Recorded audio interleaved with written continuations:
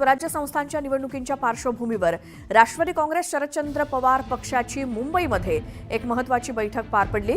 या बैठकीमध्ये पक्षाच्या पदरी पडलेलं अपयश आणि आता आगामी महापालिकांच्या निवडणुकीची रणनीती या संदर्भात चर्चा झाली आणि या बैठकीसाठी राज्यभरातून शरद पवार गटाचे पदाधिकारी आणि कार्यकर्ते आले होते।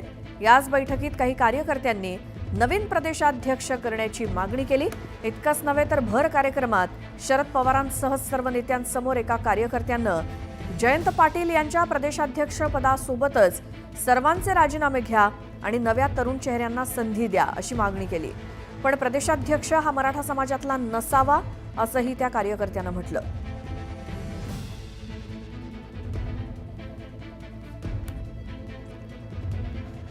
या संदर्भातली आणखी एक मोठी बातमी ती म्हणजे विधानसभा निवडणुकीत मिळालेल्या अपयशानंतर शरद पवारांच्या राष्ट्रवादीचे प्रदेशाध्यक्ष जयंत पाटील नाराज असून राजीनामा देण्याची तयारी दर्शवल्याची चर्चा राजकीय वर्तुळात आहे। अशातच मुंबईमध्ये पक्षाची एक बैठक पार पडली।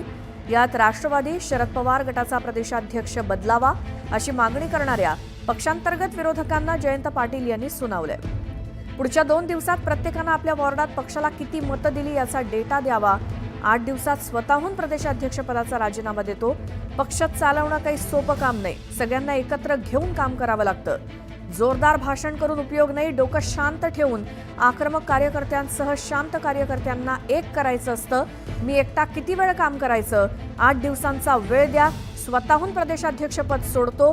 बोलणं सोपं असतं, चांगला माणूस मिळणं अवघड असतं अशा शब्दात जयंत पाटलांनी पदाधिकाऱ्यांना खडसावून सांगितलं।